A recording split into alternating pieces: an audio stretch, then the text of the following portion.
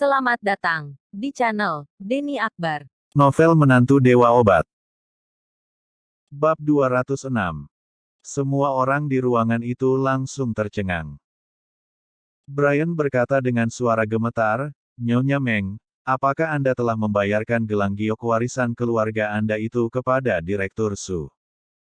Anya bahkan berseru, "Nenek Meng, yang benar. Apa? Apakah kau benar-benar telah membayarkan gelang gioknya kepada Direktur Su?" Nyonya Meng mengangguk. "Tentu saja. Aku hanya memiliki putri ini saja. Jika tidak dibayarkan kepadanya lalu kepada siapa?" Semua orang saling menatap.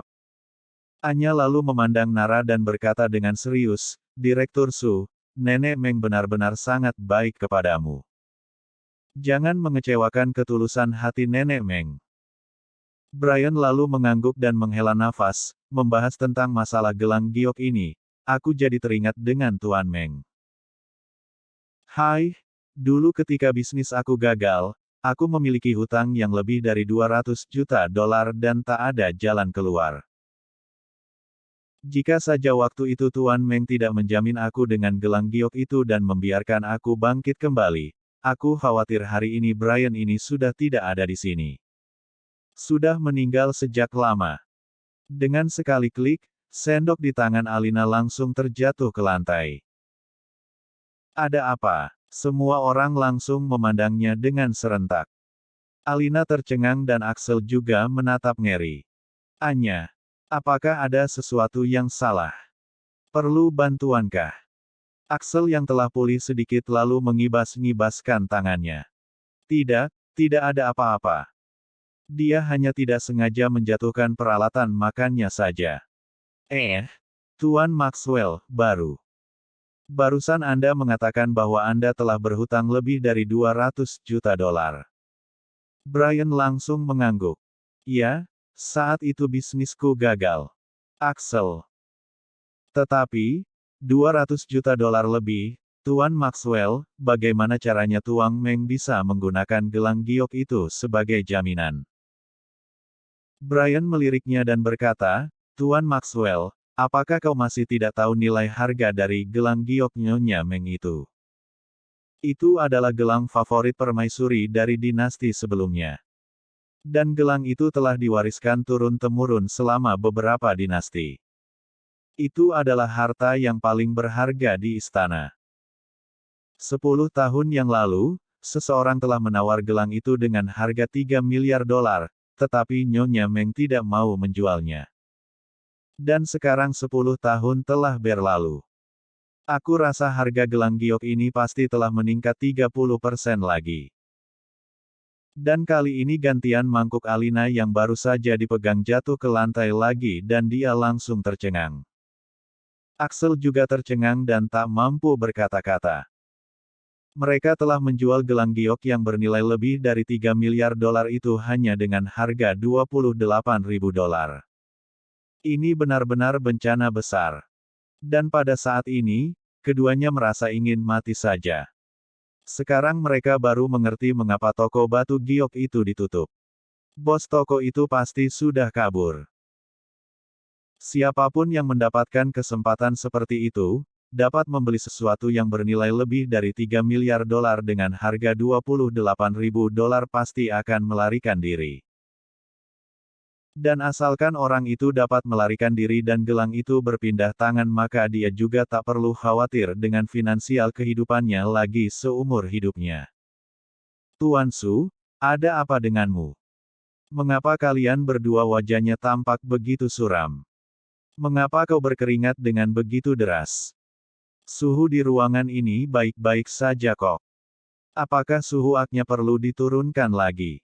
Brian bertanya dengan heran. Axel dan Alina benar-benar terdiam dan tak bisa mengatakan sepatah kata pun. Karena mereka benar-benar tidak tahu harus bagaimana menjawabnya. Dan yang paling memahami perasaan kedua orang ini adalah Nara. Kali ini kedua orang ini benar-benar mendapatkan masalah besar. Nyatanya, Nara sendiri juga terkejut. Dia tidak pernah menyangka bahwa gelang giok yang dibayarkan Nyonya Meng kepadanya itu ternyata sangat berharga. Sebelumnya dia mengira bahwa gelang itu hanyalah gelang giok warisan dari keluarga wanita tua itu yang memiliki banyak kenangan dan makna yang berarti, sedangkan untuk harganya paling tidak seberapa. Tetapi sekarang dia baru tahu seberapa besar kebaikan Nyonya Meng kepadanya. Dan masalah yang paling fatal sekarang adalah dia belum sempat menjaga gelang itu dengan baik malah telah dijual oleh kedua orang tuanya. Nara dengan penuh rasa bersalah lalu mengumpulkan keberaniannya dan berbisik. Mama angkat, maafkan aku, gelang giok ini. Nara awalnya ingin mengakui masalah ini tetapi Reva langsung menyela ucapannya, gelang giok ini ada di rumah dan tidak dipakai saat datang ke sini. Nilai gelang giok ini terlalu tinggi dan Nara tidak berani memakainya saat keluar rumah. Kerumunan orang itu langsung tertawa. Memang benar. Siapa juga yang berani memakai gelang giok senilai 3 miliar dolar lebih hanya untuk keluyuran di jalanan? Nara menatap Reva dengan tatapan kosong, untuk apa berbohong pada saat seperti ini? Bab 207.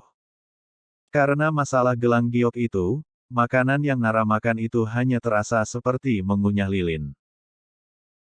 Sedangkan Axel dan Alina, mereka berdua tidak mengatakan sepatah kata pun lagi setelah itu, seolah-olah mereka sudah bisu saja.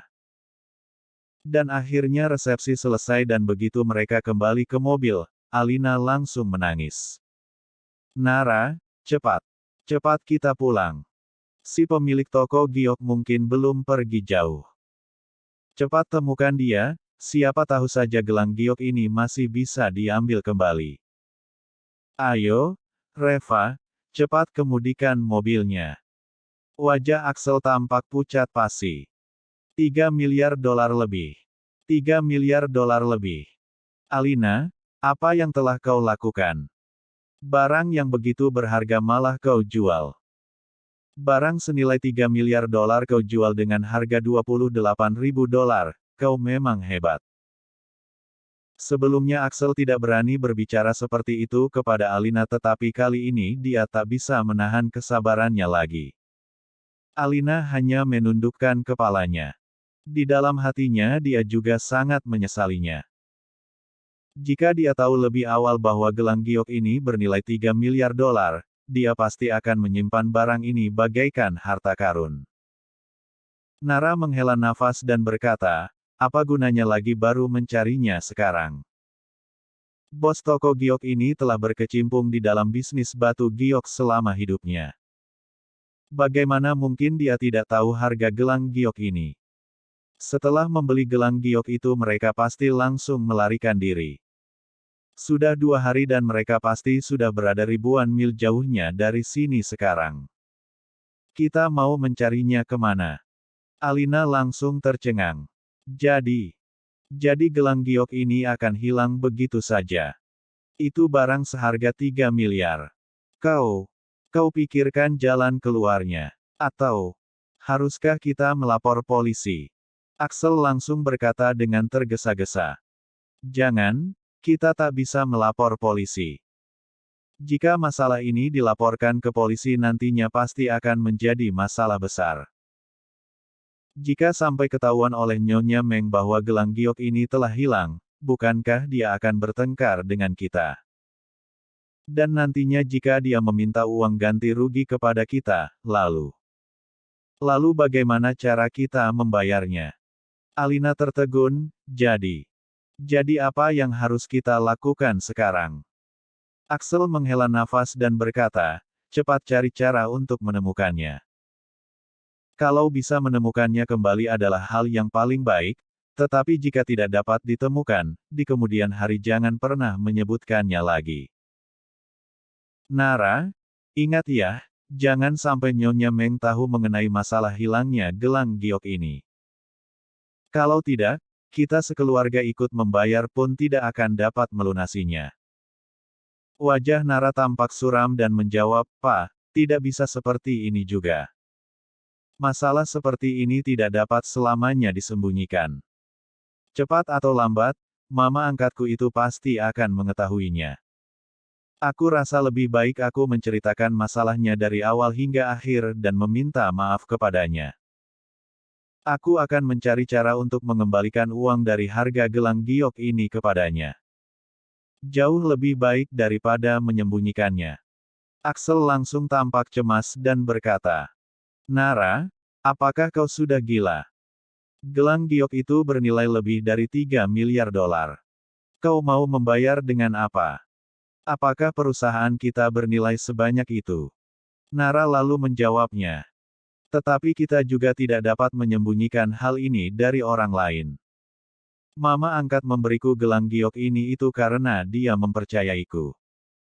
Tetapi pada akhirnya aku malah berbohong kepadanya, apakah itu pantas? Axel. Ini dinamakan kebohongan putih, apakah kau mengerti? Apakah perlu menghancurkan keluarga kita hanya demi untuk masalah seperti ini? Alina tampak kesal. Wanita tua itu benar-benar keterlaluan. Dengan membayarkan gelang giok yang bernilai sangat tinggi itu bukankah sama saja dengan menipu kita? Nara tampak bingung dan cemas. Ma, apa yang kau bicarakan? Mama angkat telah memberiku barang yang begitu berharga itu berarti dia memperlakukan kita dengan baik. Mengapa kau malah mengatakan dia telah menipu kita? Alina mencemberutkan wajahnya dan berkata, jika dia benar-benar baik kepadamu seharusnya langsung bayarkan saja uang 3 miliar dolarnya itu. Dengan membayarkan gelang giok seperti itu kita masih harus khawatir bagaimana cara menjaga gelang giok itu. Begitu gelang itu hilang atau rusak, kita juga tak mampu membayar ganti ruginya. Menurutmu apakah ini bukan penipuan? Nara langsung terdiam. Orang tuanya ini memang sulit sekali diajak bicara. Bab 208. Tidak lama kemudian, mereka semua tiba di rumah dan kebetulan Hiro dan Hana juga sedang duduk di rumah. Pa, Ma, kalian sudah pulang. Kalian lihat, apakah baju baru yang kubeli ini cantik? Hana bertanya dengan penuh semangat. Tetapi tidak ada yang memperhatikannya. Hana langsung terkejut saat melihat situasinya. Pa, Ma, mengapa kalian semua tidak berbicara? Ngomong-ngomong, aku juga ada membelikan pakaian untuk kalian. Ini dibeli dengan uang 28.000 kemarin. Apakah kalian berdua mau mencobanya? Mendengar ucapannya ini, Axel langsung marah. Cukup. Diam kau. Hana langsung terkejut dan gemetaran. Lalu dia bertanya. Ma, ada apa dengan papa? Lalu Alina menghela nafas dan berkata. Hana, saat kau menjual gelang giok itu kemarin, apakah kau masih ingat dengan situasi bos toko giok itu? Hiro, bisakah kau mencari cara untuk menemukan bos dari toko giok itu? Hana dan Hiro langsung terkejut dan bertanya. Untuk apa kau mencari bos toko giok itu? Lalu Alina menceritakan lagi tentang masalah gelang giok itu. Dan mereka berdua, Hana dan Hiro langsung tercengang. Mereka berdua mengira telah mendapatkan untung kemarin karena telah menjual gelang giok itu dengan harga 28.000 dolar. Tetapi tak disangka, sebenarnya mereka malah telah mengalami kerugian yang sangat besar. Ma, apa kau tidak salah dengar? Itu kan hanya sebuah gelang giok yang jelek saja. Apakah mungkin bisa dijual seharga 3 miliar lebih? Aku membeli sepotong batu giok utuh dan membuatnya menjadi ratusan gelang giok juga tidak mungkin bisa dijual dengan harga setinggi itu. Ujar Hana sambil mendesak. Mendengar ucapannya Axel langsung marah. Apakah gelang giok yang kau buat itu bisa sama dengan gelang giok yang kau jual itu? Gelang giok itu adalah harta berharga yang dipakai oleh permaisuri dari dinasti sebelumnya. Dan gelang giok ini adalah harta paling berharga di istana. Gelang itu bernilai 3 miliar dolar dan itu adalah harga 10 tahun yang lalu. Sekarang, aku juga tidak tahu berapa harganya.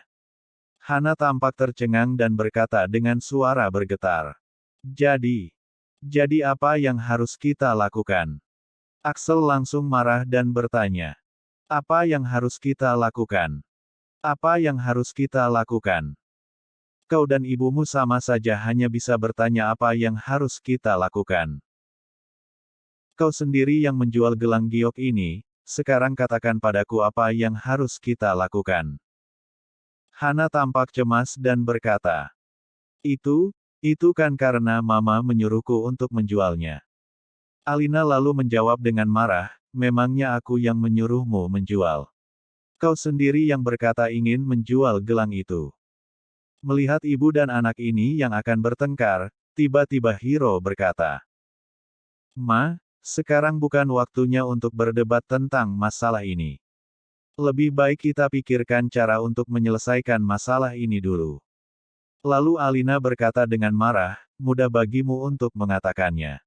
Bagaimana cara menyelesaikannya? Hiro melirik Reva dan berkata.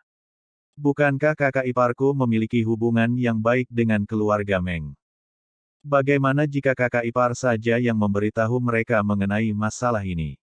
Bilang saja kalau gelang itu tidak sengaja hilang. Jack Meng memanggilmu sebagai saudaranya jadi aku rasa dia juga tidak akan mempersulit dirimu. Nara langsung cemas dan berkata. Apa yang kau katakan ini? Gelang giok ini dihilangkan oleh kalian lalu mengapa sekarang malah meminta Reva yang mengurusnya? Sambil mengangkat bahunya Hiro berkata. Kak, ini juga karena terpaksa. Lagi pula, kita kan tidak begitu dekat dengan keluarga Meng. Lagi pula, dengan perusahaan keluarga kita yang seperti ini, jika benar-benar ingin mengganti uangnya bukankah perusahaan kita juga akan digadaikan? Jika Reva yang pergi mengurus masalah ini nantinya kalau keluarga Meng ingin meminta ganti rugi kepadanya, Reva juga tak punya uang untuk membayarnya. Dengan cara ini, bukankah harta keluarga kita juga akan aman? Kakak ipar, masalah ini berhubungan dengan harta keluarga kita, apakah kau tidak mau menyetujuinya?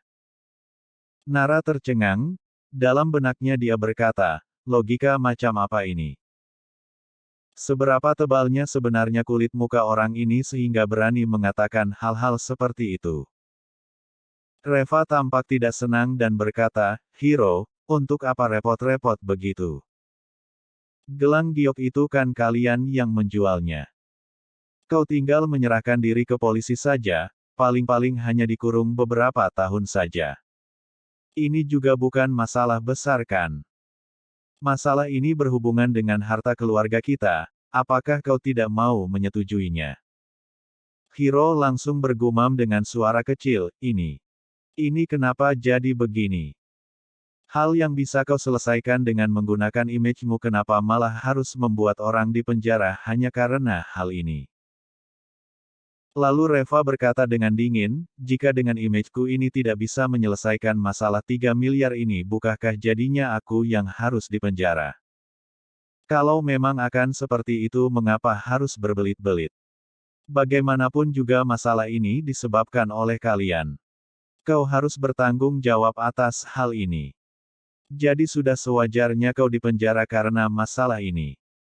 Tiba-tiba Hiro terdiam, lalu dia menundukkan kepalanya dan tidak dapat berkata-kata. Lalu dengan cepat Hana menoleh ke orang tuanya dan berkata, Pa, Ma, aku rasa apa yang dikatakan suamiku itu tidak salah. Mengenai masalah ini, kita harus berusaha untuk meminimalisir kerugian. Jika Reva yang pergi, kemungkinan besar dia tidak akan masuk penjara. Jadi seharusnya biarkan Reva yang mengurus masalah ini. Bersambung. Jangan lupa subscribe dan like-nya. Terima kasih.